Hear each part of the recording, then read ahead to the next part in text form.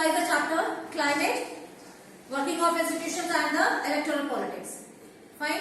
So as far as climate is concerned, 4 major seasons we have already done. Fine. Cold weather season, hot weather season, then your advancing monsoon and the retreating monsoon. Fine. When you are asked to write the features of these seasons, so आपने इसमें एक तो उनकी duration जरूर लिखनी है, उनका tenure कितना है वो आपने लिखना है. टेन्योर में कितने टाइम तक स्टे करते हैं, उनका अराइवल क्या है, उनका डिपार्चर क्या है, मेजर फीचर्स क्या है.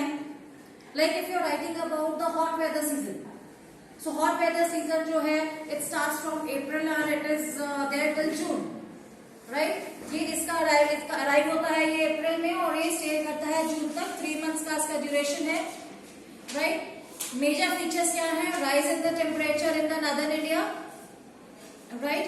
उसके बाद आपने जो भी आपने फीचर्स लिखने हैं उसमें आपका कंपैरिजन जरूर होगा, comparison between the northern part of India and the southern part of India, right. कि नॉर्थ में इतनी ज्यादा गर्मी है, वेयर साउथ में it is almost equal, right. When the highest temperature almost reaches 48 degrees Celsius in Sri Ganganagar, still at that time, in Chennai it is around 25 to 30 degrees Celsius. Same ऐसे आपने winters में भी करना है कि winters में जहां पर द्रास में -22 डिग्री सेल्सियस होता है तो वहां पर तिरुवनंतपुरम में भी it is 15 degree Celsius. Same season है लेकिन lot of difference is there in the temperature of north India and the south India, right. अब अगर आप लोग समर्स में या हॉट वेदर सीजन में अगर आप लू का रेफरेंस दे रहे हैं, आप विंटर सीजन में you will be referring to the snowfall that's there in the mountainous regions, right.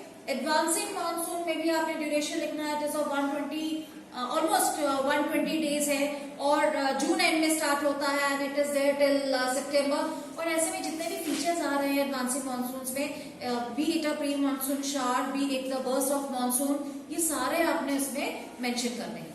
और यहाँ पे भी जब मानसून में when it is too rainy there in the north east, जो राजस्थान के एरियाज है they are dry in the same monsoon period. Comparison आपका इन फीचर्स में जरूर होगा, राइट.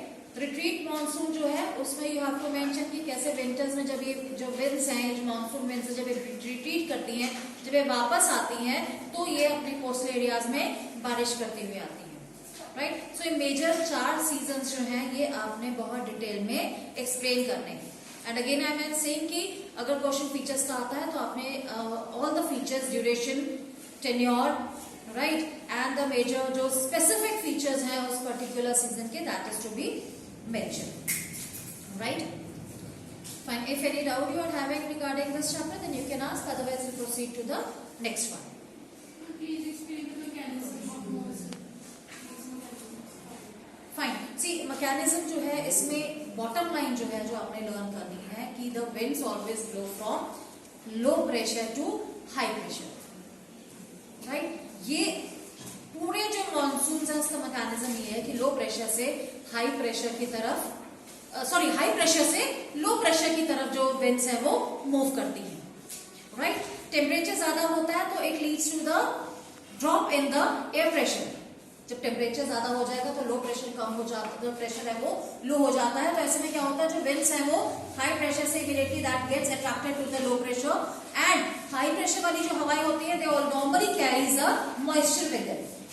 जो हाई प्रेशर वाली winds होती हैं they carry normally the moisture with them, so when they move towards the low pressure area then they shed the rainfall there, right.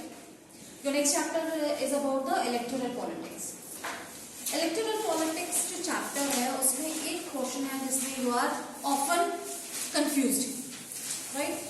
Your question is what makes the elections in India democratic, right. ये आपका एक question है जिसमें आप confuse क्या होते हैं कि आप लोग लिख देते हैं role of election commission in free and fair elections. These are 2 separate questions, right. इसको आपने मिक्स नहीं करना है, यहाँ पर कंफ्यूज नहीं होना है. इंडिया में इलेक्शंस जो है वो डेमोक्रेटिक क्यों होते हैं, इसका सबसे जो एक मेजर पॉइंट है जो आप लोग मिस कर जाते हैं. that is the Independent Election Commission. If you are missing this point, then you are losing your marks here, right? We have the Independent Election Commission, which is independent of any of the influence of the government, right? Be it the executive, be it the legislature, they cannot say the influence this election commission. जैसे कि judiciary हमारा independent है, वैसे ही election commission भी independent है. कोई भी ruling government जो है इसमें इंटरफेयर नहीं कर सकती. ये सबसे इंपॉर्टेंट है. इसके बाद आप जो भी पॉइंट लिखते हैं that are the secondary one. ये पॉइंट आपने मिस नहीं करना है, right? Then is your popular participation. Popular participation says कि the number of votes or the number of voters, it is comparative to other countries is very much higher in our country. हमारी country में जो number of voters है या जो voters vote करते हैं वो बहुत ज्यादा है as compare to the other foreign countries. So it says that a large number of people participate in the election process. Then is acceptance of election outcome.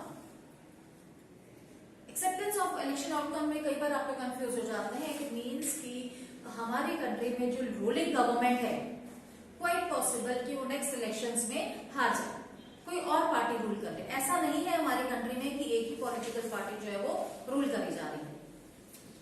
The party ruling the country keeps on changing. That is the acceptance of election commission. और जो political parties अगर हार जाती हैं elections, तो वो ये मान लेती हैं कि that has been the verdict of the public and they accept the whatever the result of the elections are there, right? Then is the regular elections. First जो पॉइंट था इंडिपेंडेंट इलेक्शन कमीशन और regular election, दोनों ही सबसे ज्यादा important points हैं कि regular election जो है हर 5 years बाद, after every fixed period of time we have the elections in our country, right? तो इसको आपने कंफ्यूज नहीं होना है with the role of election commission in free and fair elections, right? One more portion is there. Explain the major challenges to free and fair elections. Major challenges to free and fair elections, right? We know कि हमारी country में elections जो है वो free और fair होते हैं, लेकिन उनमें भी प्रॉब्लम्स क्या आ सकती हैं कि क्या ऐसी चीजें हैं जो ये इलेक्शंस को फ्री फेयर नहीं होने दे पाती हैं, राइट? तो उसमें एक तो हम लोगों ने किया हुआ है यूज ऑफ मनी. बहुत ज्यादा पैसा जो है हमारे इलेक्शंस में यूज होता है. Secondly criminal and politics. कई लोग ऐसे हैं जो क्रिमिनल बैकग्राउंड है उनका या क्रिमिनल एक्टिविटीज में इन्वॉल्व है and they have become the political leaders. तो ये भी एक आप कह सकते हैं एक ऐसा एस्पेक्ट है विच doesn't allow the elections to be so free and fair. Then is the nepotism. It's a very important aspect and the challenge that is there for the election commission. Nepotism word जो है ये lockdown में आप लोगों ने बहुत ज्यादा सुना हुआ था. What I remember, especially जब ये सुशांत सिंह राजपूत के जो मर्डर केस चल रहा था, उस टाइम ये वर्ड बहुत ज्यादा आया था. Is it? What does it mean? हाँ जी, please be loud. What is nepotism?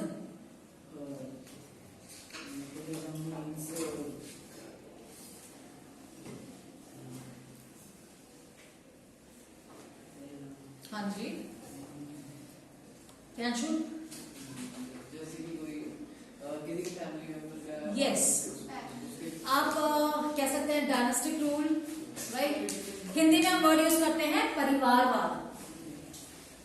इसको हम कहते हैं परिवारवाद, जहां पर एक ही फैमिली के जो लोग हैं वो ही फर्दर रूल कर रहे हैं या they are enjoying the privileges. अगर हम बॉलीवुड की बात करते हैं तो एक कपूर्स हैं या खान्स हैं, वी ऑल्सो नो कि यही फैमिलीज हैं जो फर्दर चली जा रही हैं. और अगर कोई इसमें कोई लायक भी है तो वो आगे नहीं आ पाता.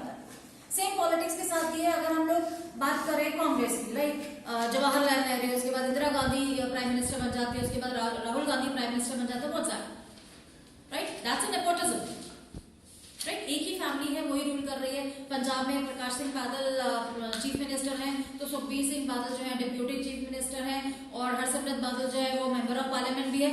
वही फैमिली जो है वो चली जा रही है. तो ऐसे में इस फैमिली में चाहे वो लायक है चाहे नहीं है लायक, but they have become the leader.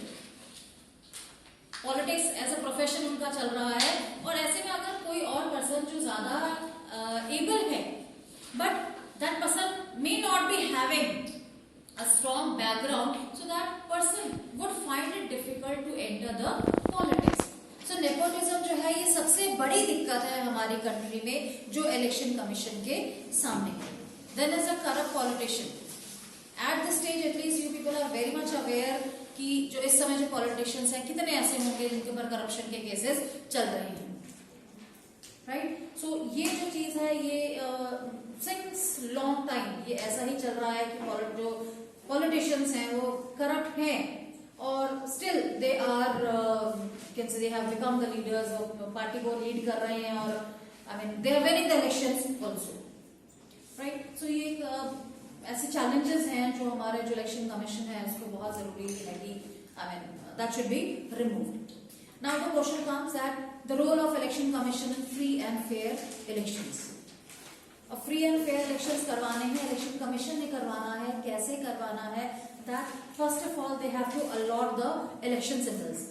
जिस भी पॉलिटिकल पार्टी ने या इंडिपेंडेंट कैंडिडेट ने इलेक्शन लड़ना है तो पहले उन्हें सिंबल चाहिए होता है, कोई ना कोई सिंबल चाहिए होता है. रीजन ये होता है कि हमारी पॉपुलेशन अभी भी 100% लिटरेट नहीं है. हमारी जो पॉपुलेशन है वो 100% लिटरेट अभी भी नहीं है. तो ऐसे में जो लोग इलिटरेट हैं, जो इतना भी नहीं पढ़ सकते हैं कि कैंडिडेट का नाम क्या लिखा हुआ है, तो वो एटलीस्ट सिंबल देख के वो वोटिंग कर लेते हैं, राइट. सो सिंबल्स जो है वो इलेक्शन कमीशन ही देता है, और ये भी देखा जाता है कि वो जो सिंबल दे रहा है वो किसी पर्टिकुलर कम्युनिटी के अगेंस्ट ना जा रहा हो, किसी पर्टिकुलर रिलीजन के अगेंस्ट ना हो, राइट. और वो सिंबल किसी और के पास ना हो, किसी और पॉलिटिकल पार्टी के पास ना हो, क्योंकि it leads to confusions, right. तो ये सारा काम जो है वो इलेक्शन कमीशन ही देखता है. Then the preparation of electoral roll, voters list बनाई जाती है, that is also prepared by the election commission. But उसमें भी जितने हमारे गवर्नमेंट एम्प्लॉइज हैं they are deputed to prepare the electoral roll. Then there's a delimitation of constituencies की particular area जो है वो कितने constituencies में divide किया जाएगा वो भी decision election commission का होता है. और election commission जो है एक fixed criteria होता है उनके पास कि एक particular number of population के ऊपर एक representative चाहिए. So more the population is, more the number of constituencies would be. So if we take the example of Lok Sabha elections, तो लोक सभा elections में जो पंजाब है that is divided in 13 constituencies. Punjab जो है लोक सभा elections के लिए 13 constituencies में divided है, और दूसरी जगह उत्तर प्रदेश जो है that is divided in around 82 constituencies. Why? Because that country is having more population as compared to Punjab. Sikkim है वो 4 constituencies में divided है, population कम. तो जितनी ज्यादा पॉपुलेशन होगी उतनी ज्यादा कॉन्स्टिट्यूएंसीज में वो एरिया जो है वो डिवाइड किया जाता है, right. And that is also done by the election commission. Fixing the election dates, once the constituencies are fixed कि इतनी कॉन्स्टिट्यूएंसीज है, और ये कॉन्स्टिट्यूएंसीज मोर और लेस फिक्स्ड ही रहती है. ये तो या फिर हमारी फर्दर कहीं एकदम से पॉपुलेशन बढ़ जाए तो शायद ये जो कॉन्स्टिट्यूएंसीज हैं वो बढ़ जाएंगी, बट मोर और लेस फिक्स्ड ही रहती है. Then fixing the election dates, उसके बाद इलेक्शन कब किए जाएंगे ये भी देखा जाता है. और ये थोड़ा सा गवर्नमेंट जो इलेक्शन कमीशन है उसके लिए भी एक थोड़ा टफ काम हो जाता है, because they also have to see कि जो रूलिंग गवर्नमेंट है उसके 5 साल कब हो रहे हैं. ऐसा ना हो कि जब ruling government has taken the oath in the month of November और दिसंबर, और उसके बाद जब इलेक्शंस हो रहे हैं तो 5वें साल वो जनवरी फरवरी में रख लेते हो, तो इतना ज्यादा टेन्योर जो है इनका वो कम हो जाता है. Then that things are to be seen by the election commission. कोई रिलीजियस फेस्टिवल ना आ रहा हो, क्योंकि उस समय ऐसा कुछ फेस्टिवल आता है तो दैट आई मीन जो वोट्स हैं वो कैश की जा सकती है. अब कई चीजें देखनी पड़ती हैं हमारे इलेक्शन कमीशन को. Then only the date is fixed. Then the scrutinising of nomination papers, जब हमारे कैंडिडेट्स इलेक्शंस लड़ते हैं तो उन्हें एक फॉर्म भरना पड़ता है, that is a nomination form, right. जिसमें बहुत सारी फॉर्मेलिटीज होती है, उनकी अपनी एजुकेशन है, उनकी प्रॉपर्टी है, कितना मनी है, इनकम क्या है, आई मीन सारा कुछ उनको पब्लिक करना होता है, राइट. उसके बाद उसको स्क्रूटनाइज किया जाता है. स्क्रूटनाइज कैसे किया जाता है कि इलेक्शन कमीशन ये देखता है कि जो कंडीशंस उन्होंने कैंडिडेट के लिए रखी हैं क्या ये फॉर्म उसको फुलफिल करता है. अगर वो फॉर्म फुलफिल नहीं करता है then that nomination can get cancelled. Right. So that is, the scrutinizing of the nomination papers. Then checking undue interference of party in power. जो रूलिंग पार्टी है वो इलेक्शंस में कोई पिलफिश नहीं करती है या कुछ आप कह सकते हैं मैल प्रैक्टिस नहीं करती, इस चीज का ध्यान भी हमारा इलेक्शन कमीशन रखता है. Right. Then comes your working of institutions. Right. Working of institution में सभी के आपके जो पावर्स एंड फंक्शंस हैं, parliament, prime minister, president and the judiciary और द सुप्रीम कोर्ट. राइट. ये आपने सारा अच्छे से याद कर लेना है कि इनकी जो भी फंक्शनिंग है वो व्हाट्स आर. राइट. सी अगर हम लोग powers and function supreme court की बात करते हैं तो it is the original jurisdiction. Right. It is also the appellate one, जहां पर जो सुप्रीम कोर्ट है वो हाई कोर्ट के जो केसेस हैं या कोई केस जो है वो हाई कोर्ट में डिसीजन उसका दे दिया गया है but the party is not happy with this decision, then they can appeal in the Supreme Court. तो सुप्रीम कोर्ट अपने लोअर लेवल के जो केसेस हैं वो भी हैंडल करता है. Then is advisory jurisdiction can advise president on legal matters also. Supreme court जो है डिसीजन नहीं दे सकता है but yes it can advise the president on the legal matters. Then the guardian of constitution, कि अगर ruling government कोई ऐसा decision pass करती है that goes against the constitution then that can be rejected by the supreme court. Right. Then is the guardian of fundamental rights. We also know कि under the you can say the constitution remedies, जो हमारा right of constitution remedies है उसके under अगर हमारा कोई भी fundamental right violate होता है then we can straight away go to the supreme court. But in case president अगर हमारी कंट्री में एक नेशनल इमरजेंसी डिक्लेयर कर देता है उस केस में हमारे जो फंडामेंटल राइट्स हैं वो सस्पेंड कर दिए जाते हैं और उस केस में हम सुप्रीम कोर्ट नहीं जा सकते हैं अगर कंट्री में कोई नेशनल इमरजेंसी लगी हुई है तो.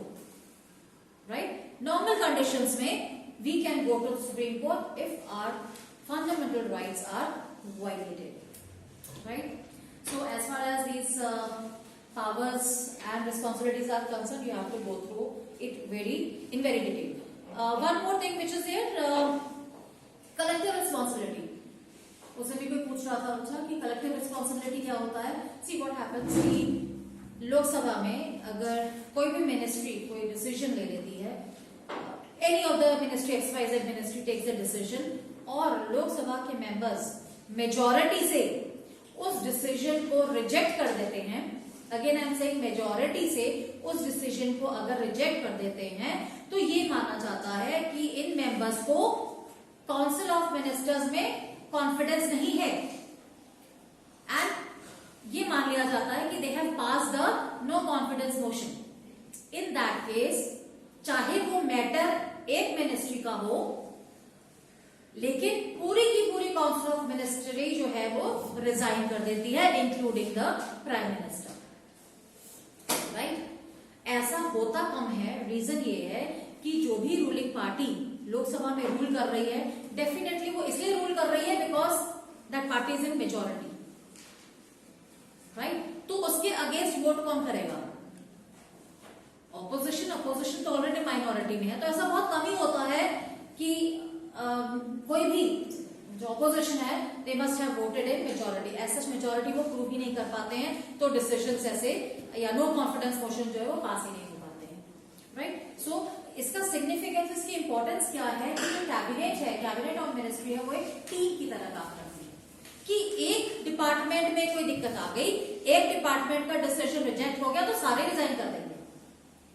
Right. So they work as team and they become responsible to parliament. और मिनिस्टर्स के ऊपर ये प्रेशर होता है कि parliament is the supreme one.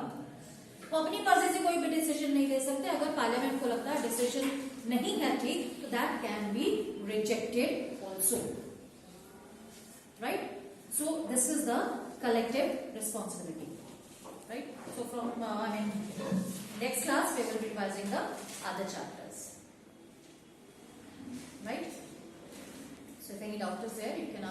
हाँ जी, अगर जैसे कोई जैसे इलेक्शन में सिंगल पार्टी है और तो इलेक्शन उसके बाद कॉन्टेस्ट होती है कि वो डायरेक्ट शुरू